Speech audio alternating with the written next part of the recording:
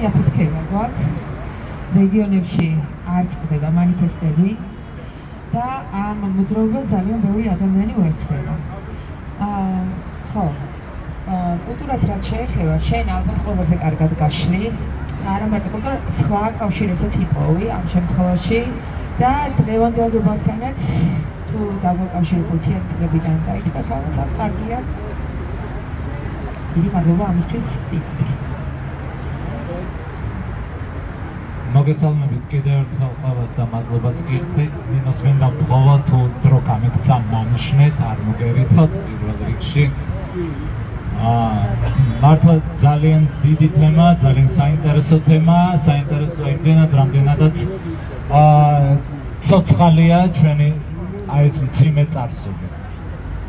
პირველი მინდა ვახსენოთ, ცოტა მერიდება კიდეც, როდესაც აქ შეყრებილ საზოგადოებასთან ამ თემაზე მიწევს საუბარი, იმიტომ რომ დიდი ალბათობით უმრავლესობას ამაზე ნაფიქრიც აქვს, შეიძლება რაღაცნაირად ეს სტრუქტურირებულად ჩამოყალიბებული არ ქონდეთ, მაგრამ ნაფიქრიც აქვს, მაგრამ იმის გამო რომ ეს უფრო ფართო აუდიტორიისთვის არის, თავს მივცემ უფლებას.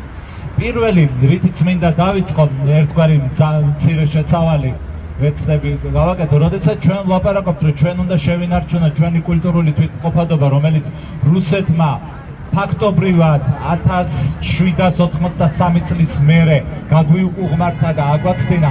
ჩვენი ყველაზე დიდი პრობლემა ის არის, რომ ჩვენ რომელ კულტურულ იდენტობაზე ვლაპარაკობთ, აი აქ არის ყველაზე მთავარი შეკითხვა მე მიმაჩნია. საერთოდ დავიწყებ იმით და აქაც ბოდიშს მოვიხდი თქვენთან ამის აღნიშვნა რომ მიწევს, რომ საერთოდ ქართულ საზოგადოებას საკმაოდ დიდ ნაწილს ძალიან სამწუხაროდ გასამიჯნია კულტურა რა არის და ხელოვნება რა არის. ის რომ კულტურა და ხელოვნება ერთი და იგივე არ არის და ხელოვნება მხოლოდ შემადგენელია კულტურისა და საერთოდ კულტურა მოიცავს ფაქტობრივად ყველა სფეროს, თუ კი რაიმე არსებობს სოციალურ ცხოვრებაში, ამის აღიარებას ვერ მივახციეთ დღემდე საზოგადოებაში, რაც სწორედ აი ამ უმძიმესი 240 წლოვანი წარსულის ინერცია თუ შედეგია.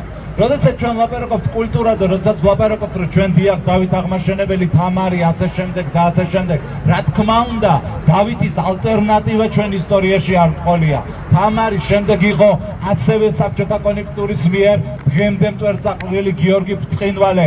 რაც არ უნდა უხეში იყოს ვინმესთვის ეს მოსასმენად ერეკლე მეორეზე დიდი მეფე გიორგი ბრწყინვალე დიახ და ამაზე შეგვიძლია ისტორიულადაც ვიმსჯელოთ და დავამტკიცოთ კიდეც. თუმცა ეს არ ნიშნავს, რომ ერეკლე ვინმეზე ნაკლები იყო და ასე შემდეგ. მაგრამ მეგობრებო, მე მგონი დროა გავაცნობიერთ, რომ ეს არ არის ის კულტურა, რაზეც ჩვენ დღეს ვდგავართ. და მაშინ ჩდება კითხვა, ვინ შექმნა, სად არის ჩვენი კულტურა, რომელზეც ვდგავართ. ეს არის თერგდალეულების კულტურა. ჩვენი სახელმწიფო დღეს დგას თერგდალეულების მიერ შექმნილ კულტურაზე. და საიდან მოდის თერგდალეულების მიერ შექმნილი კულტურა? შემთხვევით ევროპული კულტურიდან ხო არა? შემთხვევით საფრანგეთის რევოლუციის კულტურიდან ხო არა? საფრანგეთის რევოლუცია შეგვიძლია ჩვენ გავაკრიტიკოთ ბევრ რამეში, ბრუტალურ ფორმებშიც და ასე შემდეგ და სწორედ ევროპული მიდგომა ეს არის, რომ მათ შეუძლიათ თავის სიახშივე კრიტიკა, საკუთარი დაშვებული შეცდომების, ქმედებების, ანტიქმედებების თუ ასე შემდეგ და ასე შემდეგ, მაგრამ ილიას წინამძღოლობით თერგდალეულებმა პირველი აღიარეს ის, რომ როდესაც ამბობდა რუსეთი და დღემდე ჩაგჩეჩინებს, რომ მან ევროპაში ფანჯარა გაგვიჭრა, კულტურა არ შემოდის მოდით, კაბებით, სმოკინგებით, კრინოლინებით და არქიტექტურით. კულტურა შემოდის მხოლოდ ცნობიერებით და მხოლოდ აზროვნებით. მხოლოდ შედეგია და ფორმები, მოდა და არქიტექტურა. და ილიამ, როდესაც ამას მიხვდა, სწორედ მან თავისი უმნიშვნელოვანესი ფუნდამენტი თავისი მოღვაწეობისა დააფუძნა სწორედ ევროპულ კულტურულ და ცივილიზაციულ არჩევანზე. აი, როდესაც ილიამ ბრძნობა, ერთობა, თავისუფლება, ეს არის სწორედ ის უმთავრესი ეროვნული ღირებულებები, ის უმთავრესი ევროპული ღირებულებები, რაც გადმოიტანა და რის სწორედ ცნობიერად დამკვიდრებას შეეცადა ილია ჭავჭავაძე და თერგდალეულები. აქაც დიდი შეცდომაა და ეს არ არის ეროვნულობის გამოვლინება, როდესაც მამული ენა სარწმუნოებაა ილიას მოძღვრება არა, მამული ენა სარწმუნოება არის ილიასთვის საშუალება მისაღწევად ძმობის, ერთობის, თავისუფლების.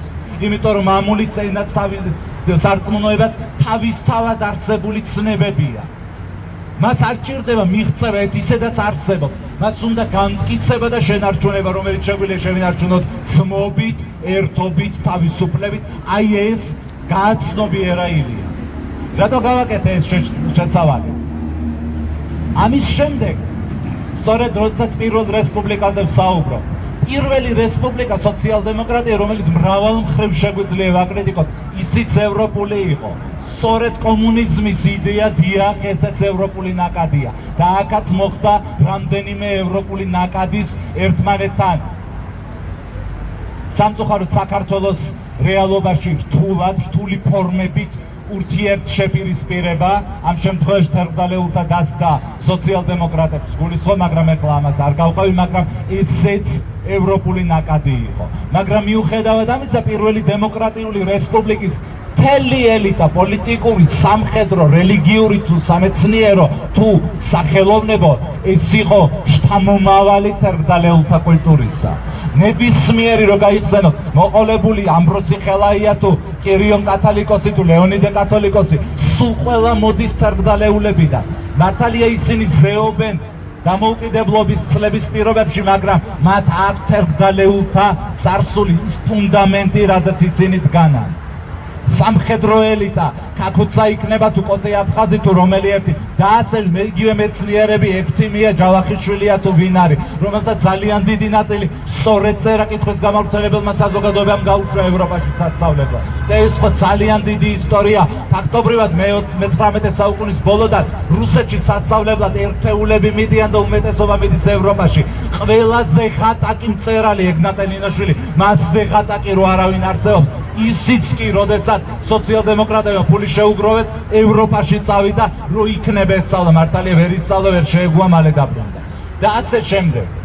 ანუ ფაქტობრივად საქართველოს ეროვნული იდეა ილიამ და თერგდალეულებმა დაუკავშირეს, გადააბეს და განამტკიცეს ევროპულ იდეასთან. აი ეს ინერცია, აი ეს უდიდესი კულტურა, რომელზეც დაფუძნდა პირველი დემოკრატიული რესპუბლიკა და ილიას რო დაცლოდა, რომელზეც დააფუძნებდა პირველ ეროვნულ რესპუბლიკას, ეს იყო სწორედ აი ეს ევროპული და ეროვნული ფუნდამენტი. და ეს შესავალი დამჭირდა იმიტომ, რომ 21 წელს სანამ ხელოვნებას მიადგებოდნენ და ამას შევეხები, პირველი რაც დაიწყო რუსეთმა, ეს იყო ჩვენი კულტურის, კიდევ ერთხელ არ ვეხები ამჯერადჯერ ხელოვნებას და მის სხვადასხვა დარგებს, აი ამ ცნობიერების, მართლა სახელმწიფოებრივი იდეის, თვითმყოფადობის განადგურება. და მე მგონი ყველას კარგად გვახსოვთ, პირველი და მთელი საბჭოთა კავშირის განმავლობაში ეს იყო უწყვეტი, ტოტალური, აგრესიული ანტაგონიზმი დასავლურ სამყაროსთან. თურკი რაიმეთი გამოირჩეოდა, ეს იყო წინააღმდეგობა დასავლურ სამყაროსთან, რომელიც ხან კომიკურ ფორმებსაც კი ღებულობდა, განსაკუთრებით 60-70-იან წლებში, თუ როგორ ასახავდნენ ისინი გარყვნილ ევროპას და ალბათ ეს გეცნობათ და ამაზე ვლაპარაკობთ იმიტომ, რომ რუსეთის და ჩვენი დღეს აღარ ვამბობთ პრორუსული, ცალსახად რუსული ხელისუფლების ნარატივები თუ იდეოლოგია სწორედ არის უსუსური ექო და ინერცია იმ საბჭოთა წარსულისა. იმდენად ნიათოები არიან ამაში, რომ მათ ახალი ნარატივიც კი ვერ შექმნეს და მთლიანად არის ამ საბჭოთა პროპაგანდის გადამღერება და იმასაც ვერ ხვდები, ანუ დღეს გახსნილი კომუნიკაციის პირობებში ეს არ მოქმედებს და რო არ მოქმედებს, ამიტომ ამატებენ ძალადობას. და ეს ძალადობა სწორედ არის ინერცია და გაგრძელება იმ საბჭოთა ძალადობრივი გამოვლინებებისა თუ რეპრესიებისა.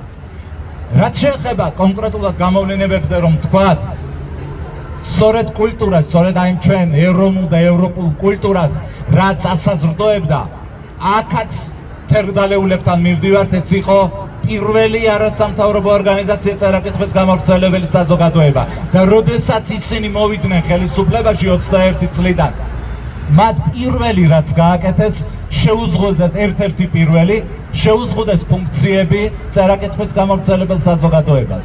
ის დატოვეს, მხოლოდ ჩამოართვეს საგანმანათლებლო ფუნქცია, სკოლებთან შეხების ფუნქცია და საბიბლიოთეკო საქმიანობის ფუნქცია და დაუტოვეს მხოლოდ წიგნებით ბიბლიოთეკების მომარაგების ფუნქცია და 27 წელს 1927 წელს საერთოდ გააუქმეს. ოღონდ ეს არ იყო ერთადერთი არასამთავრობო ორგანიზაცია. ამ დროს ჩვენ უკვე გვაქვს დამოუკიდებელი პროფკავშირების პრეცედენტი, სწორედ ამ სამწლიანი დემოკრატიის პირობებში. გვაქვს არაერთი პროფესიული გაერთიანებები, ერთობები, ასე შემდეგ.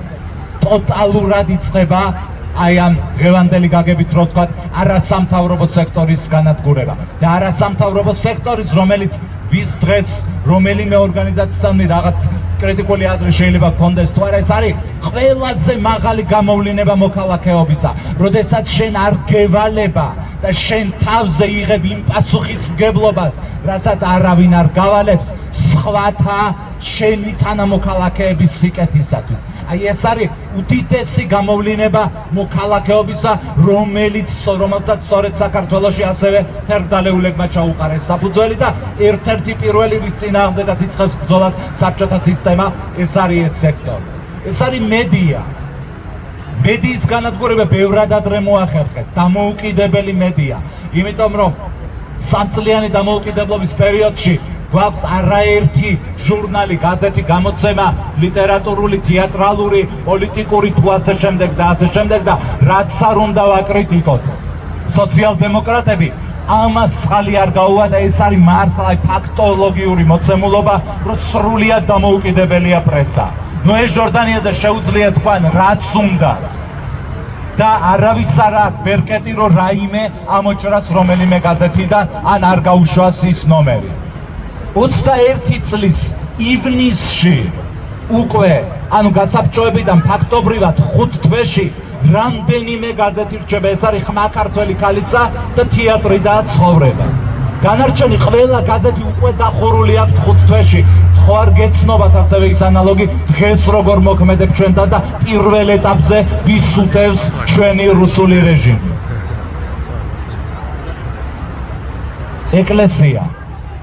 ეკლესია, რომელიც აბსოლუტურად იყო ძალიან მნიშვნელოვანია ესეც, აღმოცენებული საერო წიაღიდან. ის ჩემს მიერ დასახელებული უდიდესი რელიგიური მოღვაწეები მთლიანად მოდიოდნენ საერო ცხოვრებიდან, მათ ჰქონდათ საერო ცნობიერება და ისინი ყველაზე მთავარი რაც არის და სწორედ ასევე ევროპული ღირებულება რაც არის, ასევე საფრანგეთის რევოლუციამ რაც დაბადა, რომ საერო, ხო, ასე იყო ფაქტობრივად მთელი შუა საუკუნეები, ხო? ღმერთის ხელდასმული იყო საერო ნაწილში მეფე, სასულიერო ნაწილში ან პაპი, ან პატრიარქი, ან ასე შემდეგ ვინც იყო, ხო? გააჩნია რომელ რელიგიაში, მაგრამ ორივე ითვლებოდა ღმერთისგან ხელდასხმულად, რომლის კრიტიკაც იყო შეუძლებელი. აი ის რომ ქართველი პირველი ავტოკეფალიის გაუქმების შემდეგ გულისხმობ, პირველი პატრიარქი იყო არჩევითი. აი ეს არჩევითობა უკვე მას აძლევდა სხვა ლეგიტიმაციას. ის აღარ იყო ღმერთის მიერ მხოლოდ ხელდასმული. ეს იყო ადამიანთა დიდი ერთობის მოქალაქეების მიერ გაცნობიერებული არჩევანით მიერ შერჩეული პირი, რომელსაც უნდა ეს სფერო განეკარგა. ამ ხრივაც სწორედ აი ამ კულტურისთან და ეს ძალიან დიდი კულტურული მონაპოვარი იყო. დაიწყო სწორედ აი ამ ტრადიციის განადგურება და რაც ძალიან მნიშვნელოვანია, ხელოვნება, რომელიც სწორედ მე არა იმიტომ რომ თქვა ხელოვნებას წარმოვადგენ, მას ცნობიერების გარდა მას აქვს უდიდესი ემოციური ზემოქმედების საშუალება. ხო, ამაზე ეხლა არ ვისაუბრებ ვრცლად და ოღონდ პირველ წლებში და აქაც ძალიან მნიშვნელოვანი პარალელია.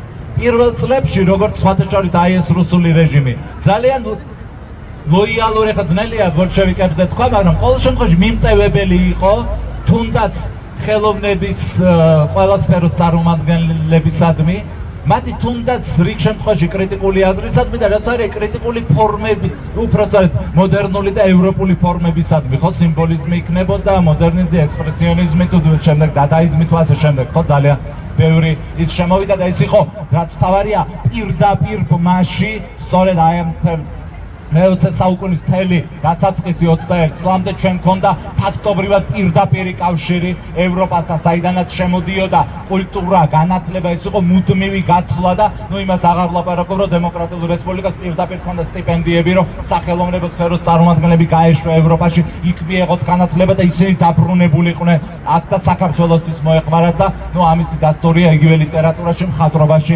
არაერთი ძალიან დიდი ადამიანი, რომლებმაც შემოიტანეს პირდაპირ ევროპული მიმდინარეობები, ხო, რაც ჩნდებოდა ევროპაში, რამდენიმე წელში ის უკვე საქართველოში აისახებოდა.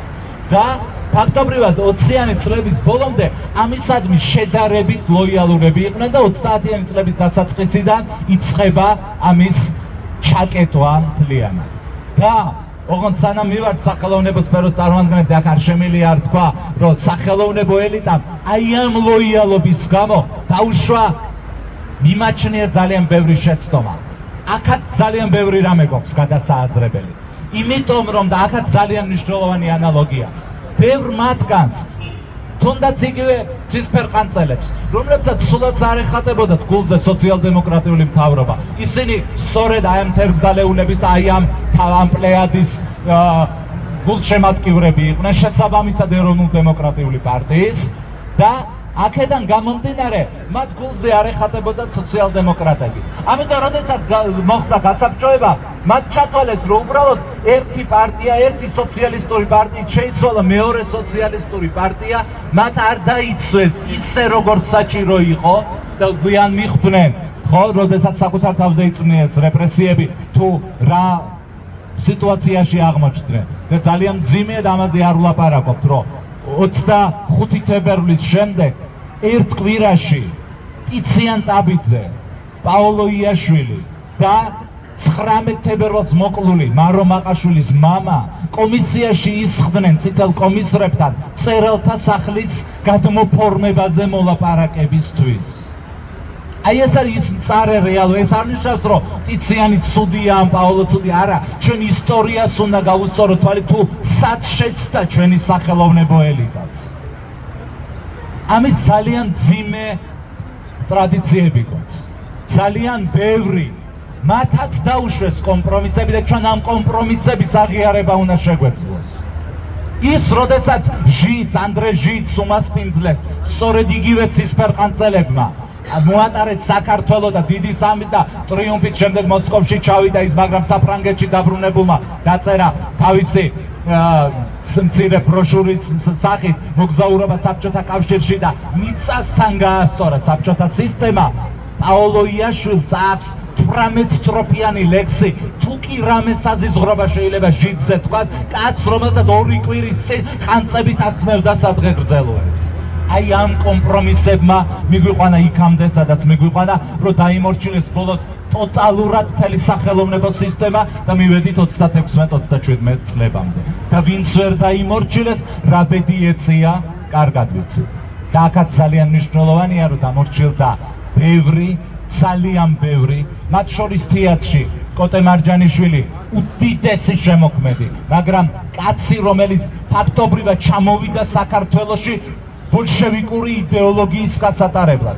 მისი შემოქმედებითად კონგენიალური ცხვრის წყარო ეს იყო სწორედ დადგმული, იმიტომ თუ როგორ ებრძვის ფეოდალებს, ბურჟუაზიას, ღარიბი ქალის, ასე ვთქვათ, გაუპატიურების წინააღმდეგ, გლეხები როგორ აღწევენ წარმატებას კომანდორის წინააღმდეგ. აი ამაზე იყო, თუმცა ამიტომ აი ამ ყველაფერმა და შემდეგ მარჯანიშვილმაც საკუთარ თავზე გამოსცადა, როდესაც მუხლის ჩოქებზე მოუწია ბერიასთან მისვლა თავისი და ხო, მონაზონი, კარგად ვიცით, ბოდბის მონასტერში, რომელიც იყო მის გადასარჩენად. მუხლის ჩოქებზე მივიდა ბერიასთან, რომ დაეხურიტა და უბრალოდ აი თავის კელიაში გამოკეტილი ფაქტობრივად შინაპატიმრობაში ყოლოდა და გადაერჩინა. და ძალიან ბევრი, ძალიან ცოტა დრო გვაქვს და ძალიან ბევრია ეს გასახსენებელი და ერთი ფაქტი, რომლითაც უბრალოდ არ შემიძლია, სიცხადე, რომელიც აკლდა ქართულ ხელოვნებას, აკლდა ქართულ ლიტერატურას, ქართულ თეატრს, ქართულ მწერლობას დღემდე. როდესაც მათ ვეღარ ნახეს თუ როგორ გამოეხატათ საკუთარი თავი, გადავიდნენ იგავზე. მათ შეცვალეს ენა. სულ სხვანაირია კონსტანტინე გამსახურდიას ადრეული შემოქმედება და მისი ექსპრესიონისტული ნოველები და შემდეგ ენაც კი შეეცვალა. გიორგი ლეონიძე საბჭოთა პოეტი რო ნახოთ და პირველ 20-იან წლებში აბსოლუტურად ამის გრიგოლ რობაქიძის ენიცა სულ სხვანაირი ძარღვიანი ენა და ბოლოს გადადის რაღაც მირზა გელოვანის ენაზე. ანუ თვითონ ჟღერადობით ლექსიც კი დაემცრო, იმიტომ რომ ვეღარაცია. ამიტომ რატო ვლაპარაკობ და ამით მინდა დავამთავრო. სიცხადე არის ძალიან მნიშვნელოვანი. აი ამ ორმაგი თქმის მეთოდმა ხელოვნებაში, აი ამ იგავურმა ენამ, ეს მხოლოდ ელიტისთვის არის ხელმისაწვდომი, არა ხალხისთვის. აი ამან დაღუპად, აი ამ შეფარობის, აი რაღაც სიმბოლოებში გახვევის და ბოლომდე არ თქმამ მოგვიყვანა და ბოლოს ამ მაგალითით დავამთავრებ, უბრალოდ არ შემილია გია ბუღაძემ მაჩვენა იოსებ შარლემანის ერთი ნახატი, ასე ქვია წითელი კომისრები ლიახვის ხეობაში. ვეცდები მოკლედ აღწერო და ძალიან ზუსტად მიხვდებით აი სიცხადეში რას გულისხმობ. ლიახვის ხეობა უზარმაზარი, დიდი, ძალიან დიდი სივრცე. დიდარეზე გადმოსული წითელი კომისრები ცხენზე და ძალიან სიმბოლურად კი არ მოდიან. აი ასე სლალომივით დაკლაკნილი მოდიან და ხვდები რომ ეს არის გველი. აი ასე არის მთელი ლიახვის ხეობაზე წითელი კომისრები ცხენებზე და ბოლოს ამოდიან ბორცვზე და ბორცვზე რა ხდება? 5 ბავშვი ხვდება ყვავილებით. ანუ ნახატში არის რომ როგორ ბავშვებს უხარიათ წითლების შემოსვლა და შარლემანი მართლა დიდი მხატვარია და გენიალური მხატვარი, ამით არ ამთავრებს. ბავშვების პარალელურად მარცხენა კუთხეში თუ ბავშვები ხდებიან, მარჯვენა კუთხეში ზუსტად იგივე 5 ბავშვი და 5 ბატი. ბატი სისულელის, ბატი გაუცნობიერებლობის გამო ამაო მსხვერპლის სიმბოლო. და ახლა ვინმე მეტყვის რომ ამას საბჭოთა მოქალაქე მიხვდებოდა, ამას მიხვდებოდა 1.5%, დანარჩენი აღიქვავს როგორც ბავშვები მიესალმებიან საბჭოთა წითელ კომისრებს. აი ამის გამო იოსებ შარლემანმა შექმნა დიდი ტილო და ბევრმა, ძალიან ბევრმა, მაგრამ აი ამ სიცხადემ, რაც ხელოვნებაში ორმაგი კოდირება თუ ორმაგ თქმას ვეძახით, ამან შექმნა შემოქმედებითი სიმაღლე, მაგრამ სამოქალაქო დონეზე დაგვაკარგინა ყველაზე მთავარი, რაც უნდა კონდეს კულტურას, რაც უნდა კონდეს ხელოვნებას, ეს არის სითამამე და სიცხადე. მადლობა. დიდი მადლობა გიორგი, შემოქმედემე. დიდი მადლობა. კიდე ბევრი მინდოდა მელაპარაკა. ხო, ეს არის დაუსრულებელი თემა. მგონია რომ აი რა ვიცი, თვეები არ გვიყოფა იმისთვის, რომ ეს თემები გავიაროთ თავიდან ბოლომდე. მაგრამ ყველაზე ძალიან რაც ეხლა მინდა, აი ჩემი სახელი გითხრა ამ მადლობის ნიშნად, რომ ჩემი გულის ნაწილი ხარ შენ, აი ამ ღია გულით, რომ იცი საუბარი და ადამიანამდე ყველაზე მთავარი ზბიტანა. ამით ხიბლავ შენ ყველას. და ეს არის ყველაზე ღირებული დღეს ადამიანები ვიყოთ ღია, გულწრფელები, თამამები და რასაც ვფიქრობთ, იმას გამოხატავდეთ პრინციპულად ყოველგვარი შიშების გარეშე. ეს ჩვენი კულტურა, რომელიც აგვართეს. კი, ეს ჩვენი კულტურაა და ეს არის ჩვენი წამსი.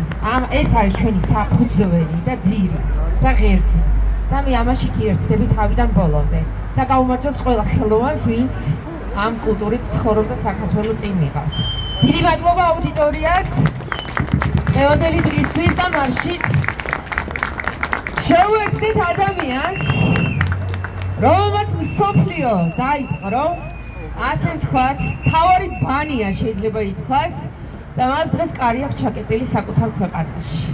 ეს არის სირცხვილი. და დღეს უნდა აღვნიშნოთ მისი 70 წლის იუბილე ერთიანი მარშით. გველოდება და მე იმედი მაქვს, რომ ძალიან კარგი განწყობა და ძალიან კარგი ამბავი გველოდება იქ იუბილეზე. დიდი მადლობა ყველას.